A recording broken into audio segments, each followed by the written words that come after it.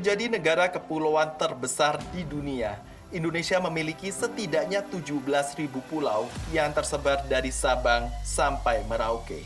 Dengan luas wilayah mencapai 8,3 juta kilometer persegi, 6,4 juta kilometer persegi, atau setara dengan 77% dari total luas teritori Indonesia, merupakan hamparan perairan.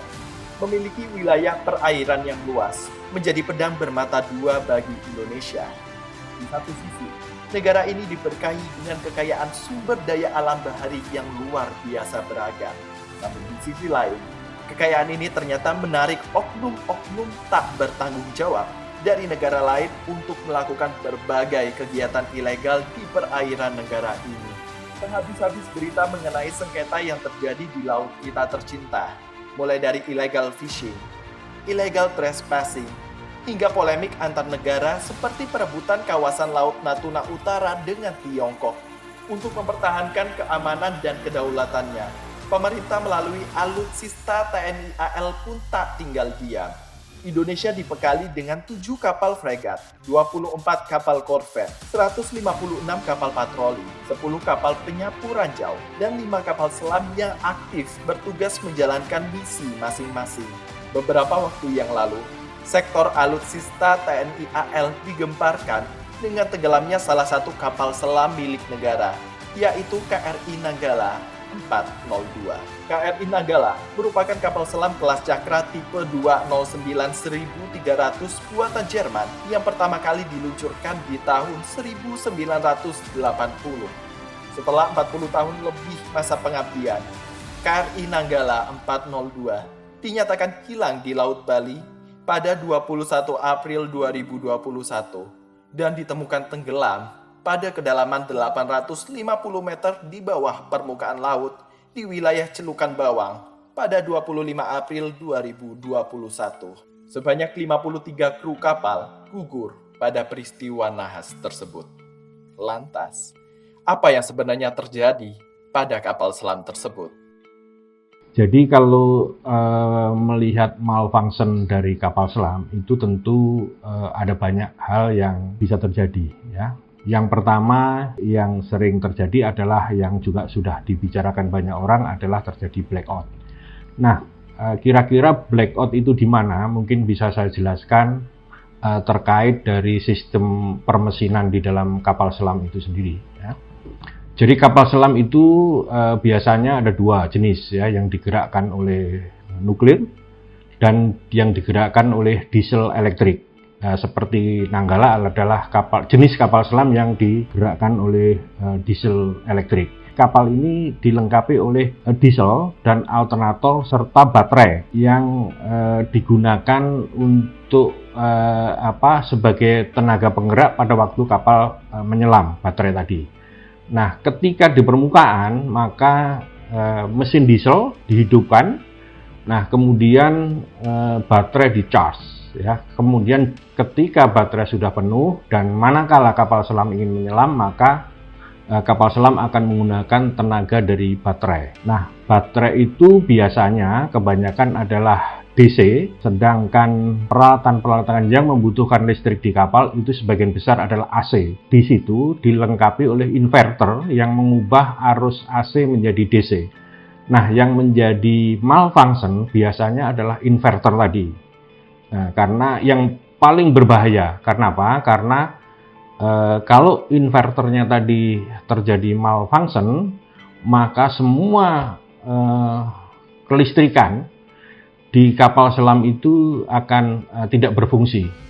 Kapal selam itu dilengkapi oleh sistem balas. Ya, ketika kapal menyelam, maka sistem balasnya harus diisi. Sehingga kapal tadi terjadi keseimbangan antara buoyancy dan berat, sehingga kapal selam itu seolah-olah melayang. Nah, persoalannya di sini biasanya kapal selam itu dilengkapi oleh sistem balas. Biasanya ada 3, di depan, di belakang, dan di tengah. Nah, ini kalau misalnya terjadi malfunction, misalnya terlalu banyak sistem balasnya yang di bagian ini model kapal selam yang di depan ini, dia bisa turun begini. Nah, kapal itu akan meluncur ke bawah, ya. akan meluncur ke bawah sampai ke dasar laut yang dalam. Nah, ini sangat berbahaya kalau dasar lautnya itu sangat dalam, karena kapal selam biasanya didesain, kita tidak tahu persis tergantung spesifikasinya, adalah sampai dengan mungkin let's say 200-300 meter di dalam laut. Nah, itu adalah tekanan hidrostatik yang diizinkan sedemikian rupa sehingga badan kapal itu bisa menahan pressure hidrostatik tadi sampai 200 ataupun 300 meter persegi. Nah, meter kedalamannya. Nah, kemudian biasanya di dalam mendesain sesuatu engineering problem itu ada safety factor, biasanya 2 atau 2,5. Nah, berarti kapal selam ini mungkin masih bisa bertahan sampai dengan 500 meter mungkin. Nah, setelah di bawah 500 meter tentu karena ada perbedaan tekanan yang cukup besar antara yang di luar dan di dalam, ya. Jadi di dalam kapal selam itu kurang lebih sama dengan tekanan kita di ruangan ini. Tetapi kalau dia sudah menyelam 800 meter mungkin itu sudah hampir 80 kali atau 50 atau 80 kali besarnya, sehingga badan kapal bisa fail, ya, buckling, kemudian terjadi pecah di situ. Nah, kalau itu sudah pecah, maka siapapun yang ada di kapal selam tentu tidak bisa diselamatkan, ya. Kapal Nanggala itu kan sedang melakukan latihan tembak torpedo tuh di sana itu. Nah, tembak torpedo itu bagaimana? Di sana kapal selam itu di ujung depannya itu ada tabung torpedo. Torpedo masuk, tabung torpedo ini punya pintu luar, pintu dalam, bisa dibuka kedua-duanya. Jadi torpedo masuk, pintu luar tertutup, pintu dalam tertutup, ya. Kemudian pintu luar terbuka, air laut masuk, ya, pintu dalam tetap tertutup itu. Kemudian ini ditembakkan, jos gitu, baru pintu luar ditutup.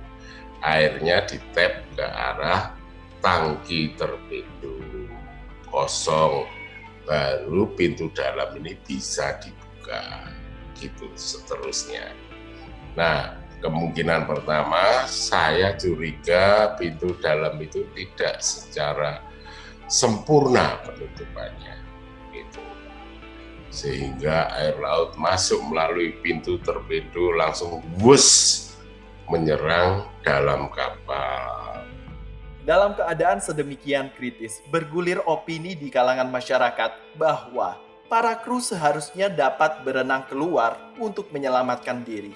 Mungkinkah hal tersebut dilakukan pada keadaan yang dialami oleh KRI Nanggala 402? Adakah langkah sistematis yang mungkin diambil? Benarkah para kru berkesempatan untuk mengevakuasi diri dari kapal yang karam?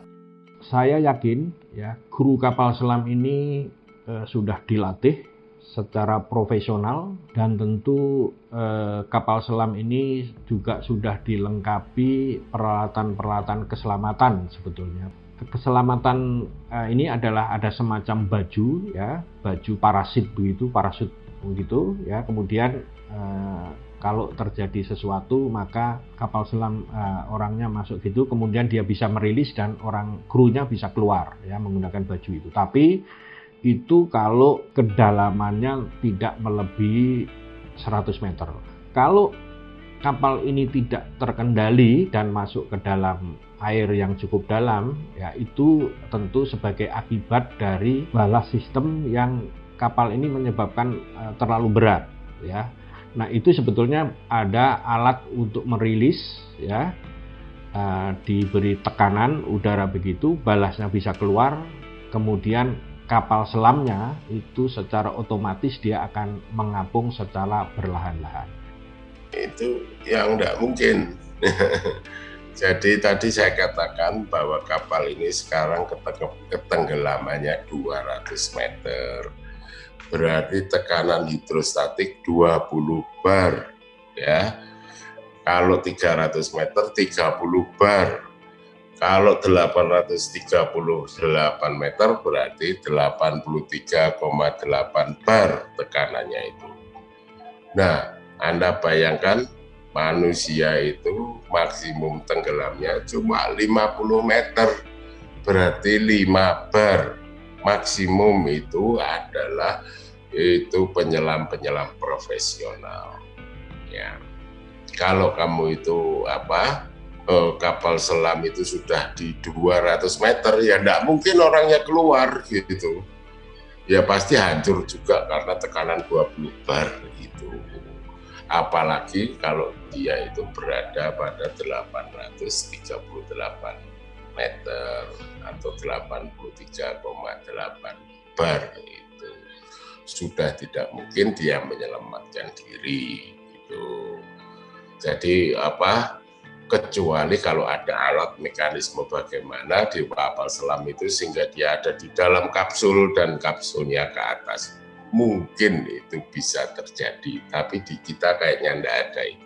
Prediksi demi prediksi terus bermunculan dari kalangan para ahli. Namun hingga kini, pihak TNI AL sendiri belum mengeluarkan pernyataan resmi terkait penyebab pasti dari musibah yang dialami kapal selam ini.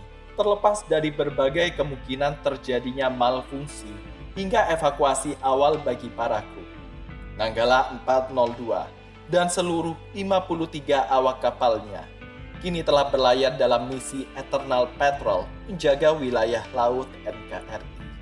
Semoga tragedi ini dapat menjadi pengingat bagi para pemangku jabatan untuk selalu menjaga serta merawat aset alutsista negara, sehingga tidak akan ada lagi korban yang berjatuhan akibat kesalahan sistem. Sobat Kampus, nantikan bagian kedua dari musibah KRI Nanggala 402. Begini kata para pakar ITS di kanal YouTube ITS TV kami.